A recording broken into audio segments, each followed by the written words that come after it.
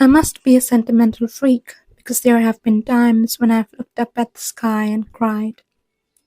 It is oh so beautiful. In fact, beautiful is not enough a word to describe it. I used to be afraid of the dark when I was younger, but now I have made peace with it, and as I sit under the stars, gazing at them mesmerized, I like it.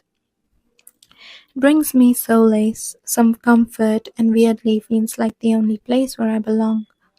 I've never felt like I belong anywhere. Technically, you should feel that way about your home.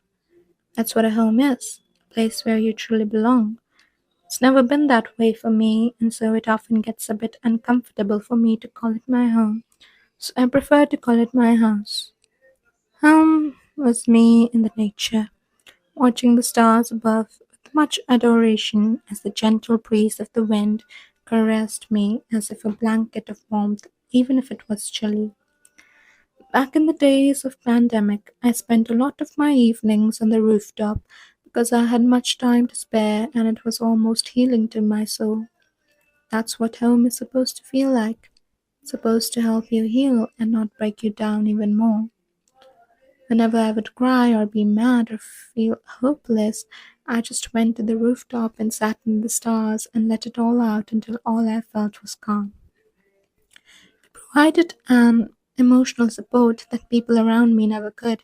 And I know I am a difficult person to handle given my many obvious flaws, but I don't suppose it would have been that hard if all it took was just a comforting presence and so silence for a while. Nature is often called mother, and I think there could be no more befitting a term, because somehow it made me feel loved in a way my own biological mother never could.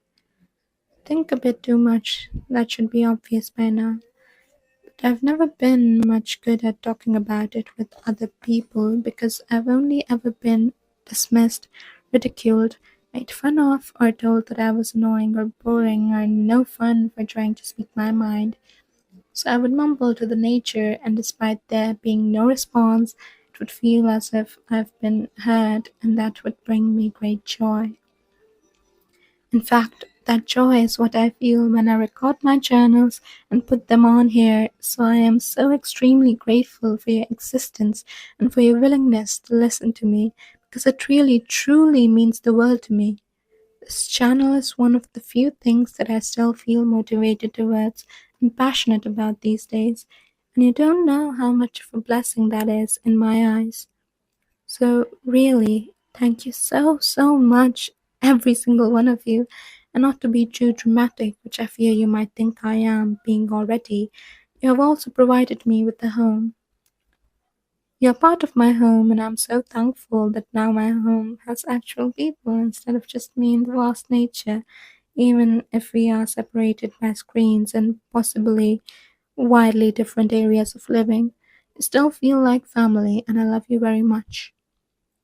I know change is an intrinsic process, and all the components required for it are already within you, but I also feel like even though external factors can't be the driving force and the responsible component for the process, they sure can be a very powerful catalyst and help you greatly. Many people find this with their family and friends, which I don't have such deep connections with, and God, which I don't believe in the way religious people do, given I'm agnostic. For me, I've always been someone that has felt quite alone and been alone. Always had me, even if it's just that before I started sitting under the stars and before I started my journal and this YouTube channel. Now I have myself, nature, and you guys, and words can't express how grateful I am for that. So, once again, from the depths of my heart, thank you.